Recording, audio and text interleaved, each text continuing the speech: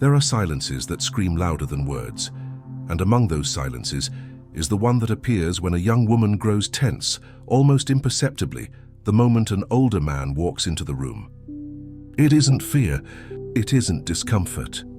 It's something far more complex, something she herself doesn't fully understand. Because sometimes what attracts us the most is exactly what unsettles us. Welcome to Invisible Power, the channel that explores what most people are too afraid to name, the hidden impulses, the repressed emotions, and the silent dynamics that shape desire, power, and the human mind. Here we don't talk about appearances, we talk about truth, the kind of truth that transforms the way you look at yourself and the way others look at you. She feels nervous not because she fears the man in front of her, but because she feels him, his presence, his calm, his control. In a world where most people react, he doesn't. Where others seek validation, he gives it. And in that contrast, her mind triggers an ancient, almost primal response. She doesn't know it consciously, but her body recognizes an energy long missing from her environment, emotional authority. Epictetus once said, "No man is free who is not master of himself." That sentence defines the difference between an ordinary man and one who radiates quiet power. It's not about age, it's about energy, about a serenity that doesn't need to dominate because it already governs its own chaos. A young woman might feel nervous before such a man, not out of weakness, but out of emotional awareness. Her mind senses the invisible hierarchy born from self-mastery. In psychology, it's called attraction dissonance, when one part of you wants to move closer while another fears losing control. Seneca said, "A powerful man is not one who rules others, but one who rules himself." That calm that disarms, that gaze that penetrates without raising its voice, is a natural form of dark psychology. Not manipulative and magnetic, women don't feel nervous because of a man's age. They feel nervous because of his energy. Because while youth shouts to be heard, maturity stays silent to be understood. And that silence carries weight. It carries weight because it reveals contrast. And contrast is what awakens both desire and psychological tension. In modern studies of attraction, Daniel Kahneman spoke of two mental systems, the fast, impulsive, emotional one, and the slow, reflective, rational one. When a young woman meets an older man who radiates presence, those two collide. The fast one whispers, "I'm drawn to him." The slow one warns, "I shouldn't be." And that conflict becomes the root of intrigue, nervousness, and attraction. Robert Greene, in The 48 Laws of Power, said that mystery is the purest form of emotional control. Man who doesn't try to impress ends up impressing the most. Man who doesn't need to prove anything proves everything, because real power isn't seen, it's felt. And that invisible power, that quiet command, awakens a kind of attraction that cannot be faked. The attraction to balance. In terms of dark psychology, what happens in the female mind isn't weakness. It's a response to an ancestral archetype. Jung would call it the return of the symbolic father, the image of judgment, structure, and calm direction.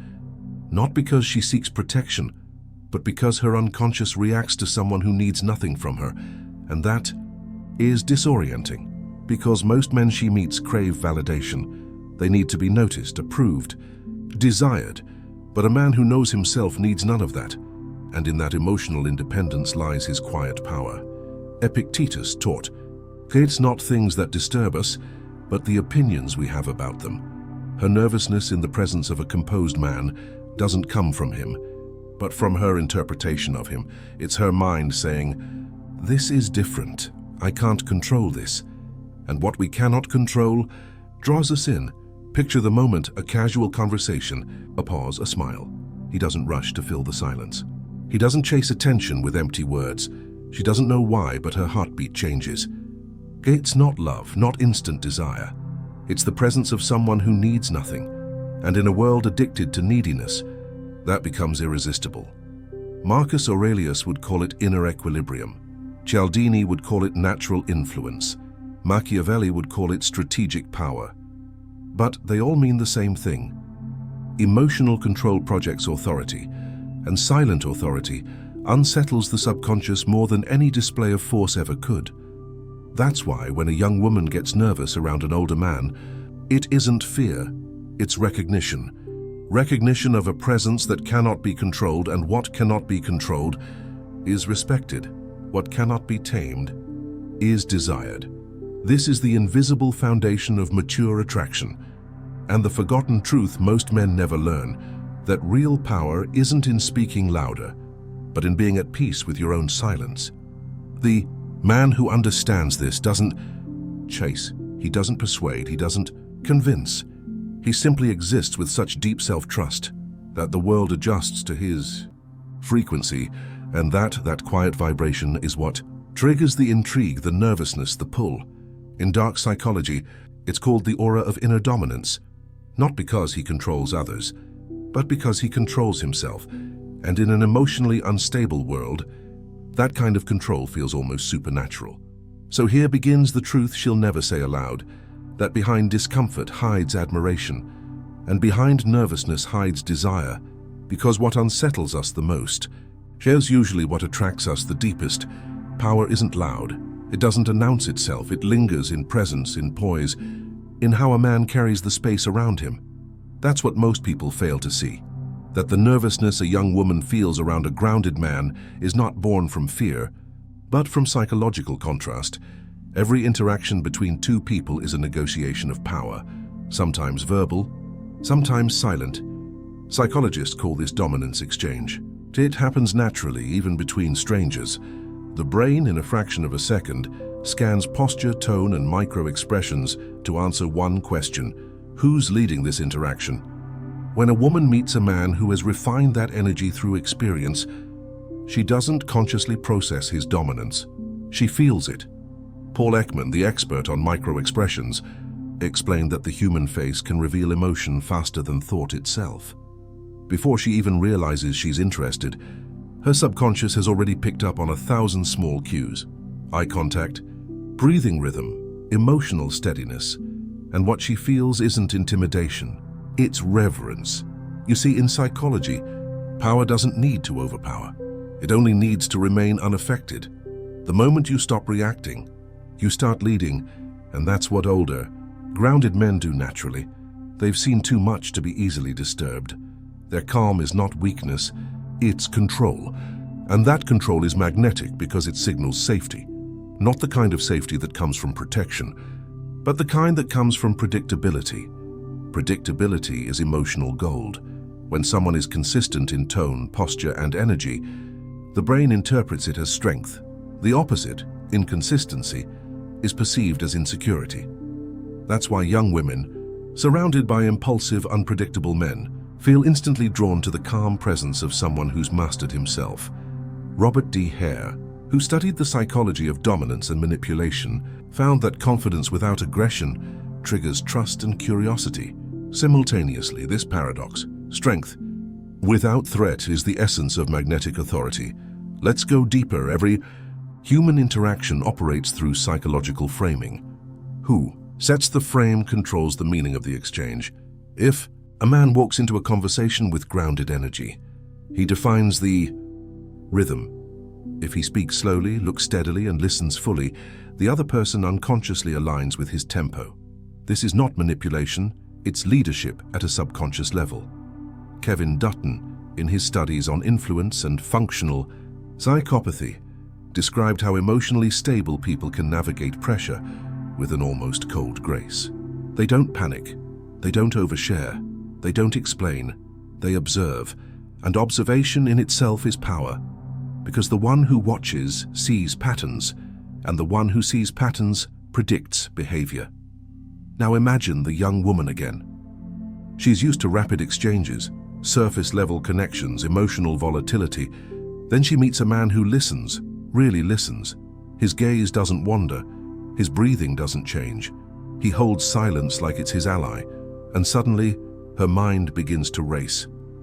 Her emotional system can't place him in any familiar category, and what the mind can't categorize, it obsesses over. That's the first law of emotional influence. Mystery destabilizes the predictable mind. Robert Greene wrote that the mysterious creates awe because it suggests depth beyond comprehension. A woman feels nervous not because she's weak, but because her instincts tell her that this man sees more than most. He's not guessing who she is. He's reading her micro-reactions, her pauses, her tone. And when someone sees you deeper than you see yourself, it's both frightening and intoxicating. In dark psychology, this is called perceptual dominance, the ability to remain calm while observing the emotions of others without revealing your own. It's the invisible dance between attention and detachment. Those who master it can guide any interaction without force, because their stillness commands alignment. Think of Dale Carnegie's principle. Talk to someone about themselves and they'll listen for hours. Now invert it with precision. Make someone feel like you understand them without needing to talk, and they'll think about you for days. That's the quiet art of influence. A man trained in emotional awareness doesn't compete for attention. He amplifies it, makes others feel more conscious of themselves. That self-awareness, sparked by his presence, creates attachment, because people always remember how someone made them feel, not what they said. This is where self-mastery becomes magnetic psychology. The man who governs his impulses, who listens without anxiety, who doesn't chase, triggers one of the rarest psychological responses in women: respect-based attraction. It's an emotion that doesn't fade with excitement, it deepens with time.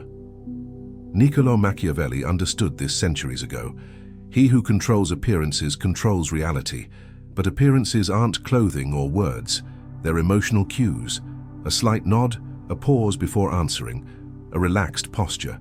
Each signals, "I am not seeking approval." That message, repeated silently through behavior, reshapes how others perceive you.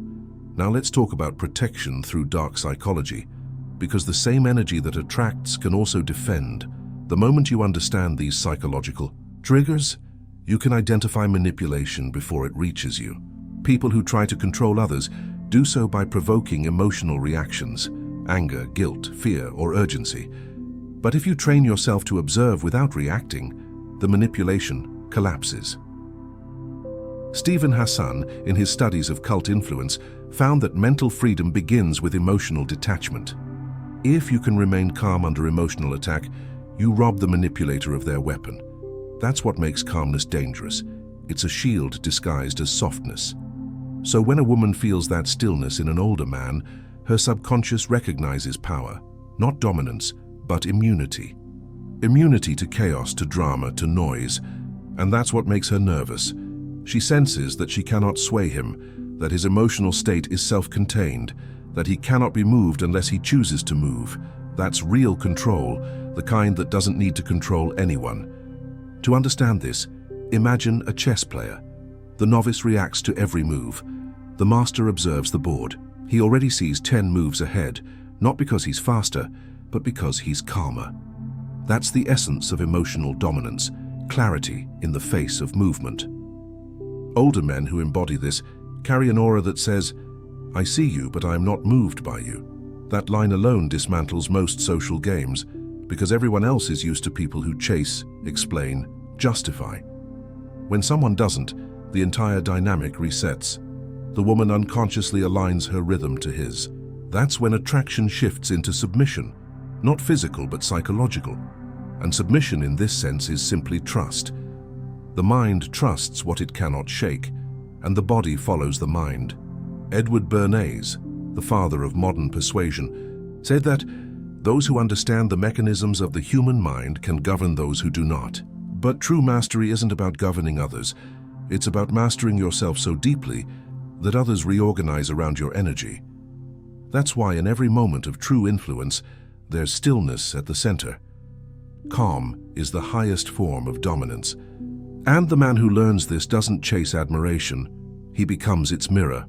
There is no greater art than self-command. And yet most men spend their lives trying to control everything but themselves. They want results without silence, attention without depth, and influence without inner order.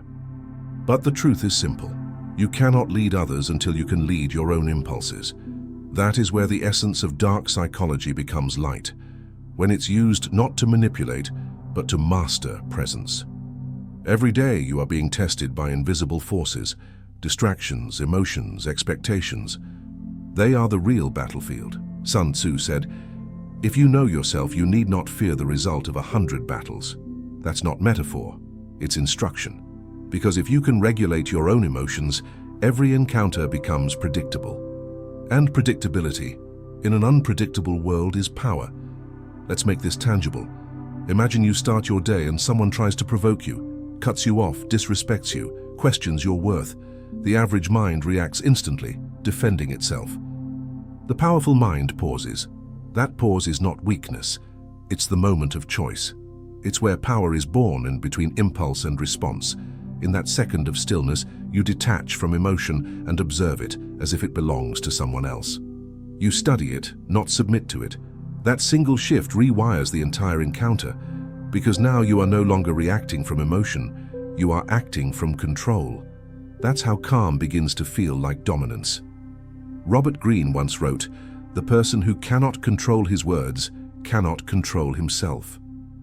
And every time you choose silence over reaction, you condition the mind to yield to discipline rather than ego. That is psychological warfare turned inward, and the man who wins that war becomes unshakable. Now, let's talk about ethical dark psychology, the kind that uses understanding, not manipulation. To apply it, remember 3 principles. First, never reveal your full emotional state. People trust stability. They follow consistency. If your emotions are transparent, you become readable, and the readable can be controlled. Hold your calm. Let others project what they want to see. That projection gives you insight into their needs, and information is the purest form of power. Second, mirror with intention, not imitation. Mirroring is one of the oldest tactics in psychology. When you subtly reflect someone's posture or rhythm. Their subconscious feels understood. But when done consciously, it becomes influenced through empathy. It's not manipulation, it's communication at the level of instinct. Third, master strategic detachment. When you care too much about the outcome, you lose leverage. Detachment doesn't mean apathy, it means emotional distance that allows clarity. When you detach, people feel your independence, and independence triggers respect. This is why older men who've been through chaos carry a magnetic stillness. They've already lost, already rebuilt, already seen life burn and rebuild again. That resilience radiates subconsciously. It tells the world, you can't offer me what I already learned to live without. And that, more than charm or beauty, is irresistible. To train this energy, begin with daily micro-disciplines, not grand changes, but consistent acts of control. Practice emotional fasting. Once a day, when you feel the impulse to react, don't say nothing. Do nothing. Let the silence absorb the emotion. This teaches the nervous system that discomfort isn't danger. In time, that calm becomes automatic. Observe before you speak. Make a habit of analyzing tone, breathing and posture before responding, not to judge, to see. Observation builds precision, and precision builds command.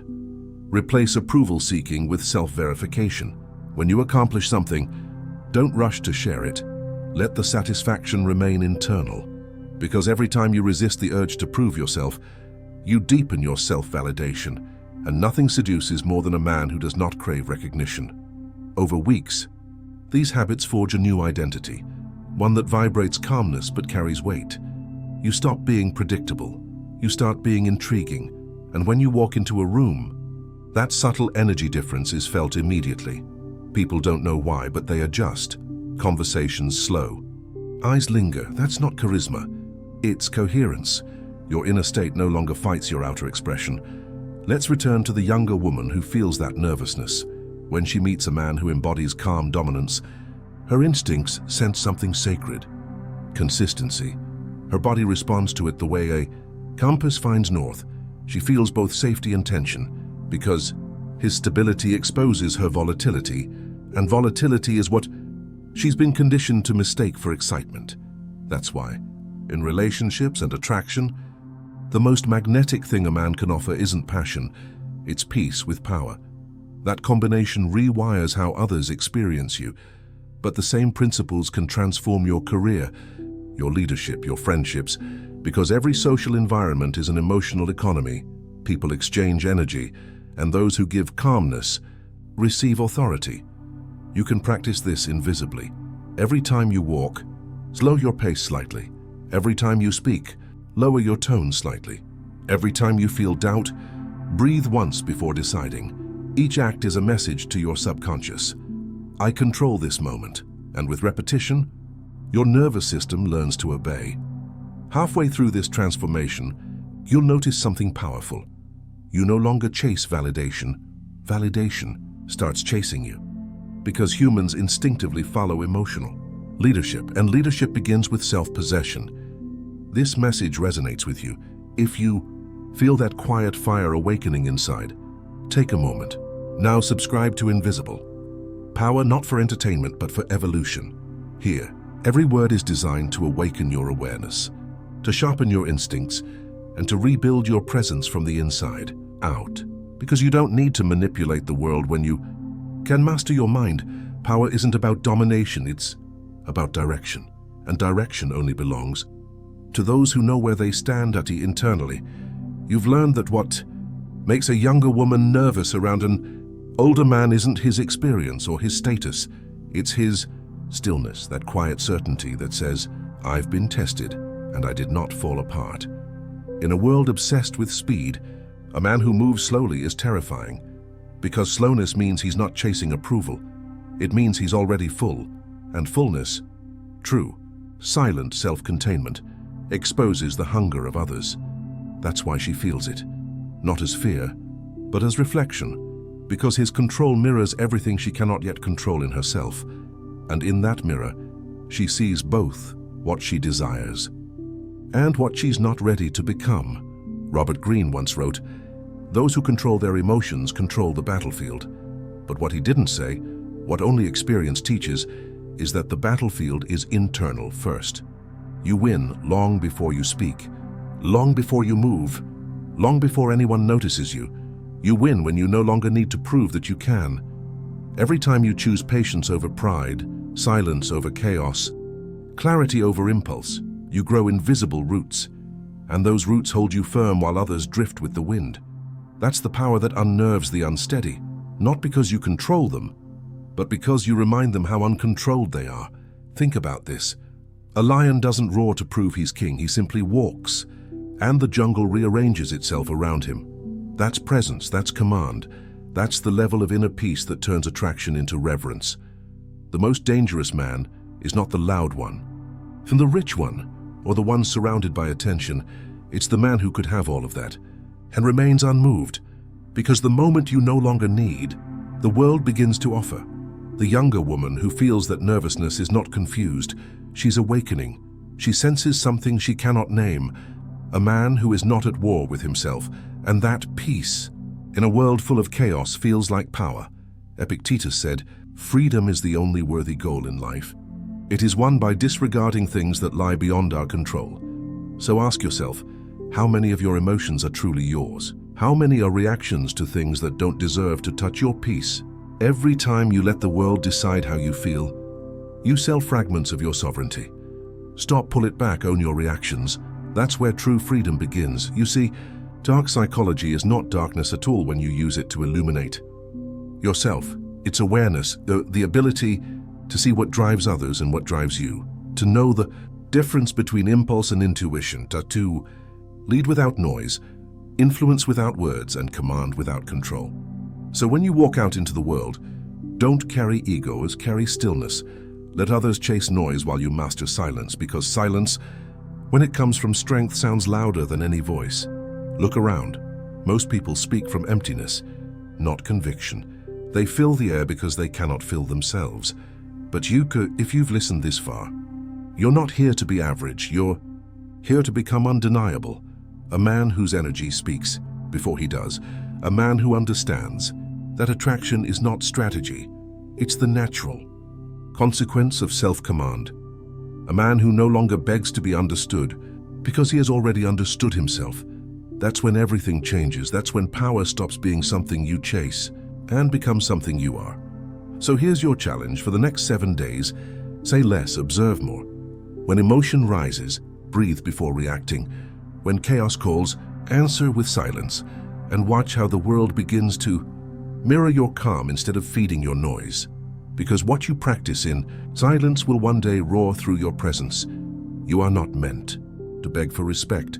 You are meant to radiate it. You are not here to manipulate others. You are here to master yourself. And when you do, everything and everyone aligns with your frequency. Invisible. Power isn't just a channel, it's a mirror.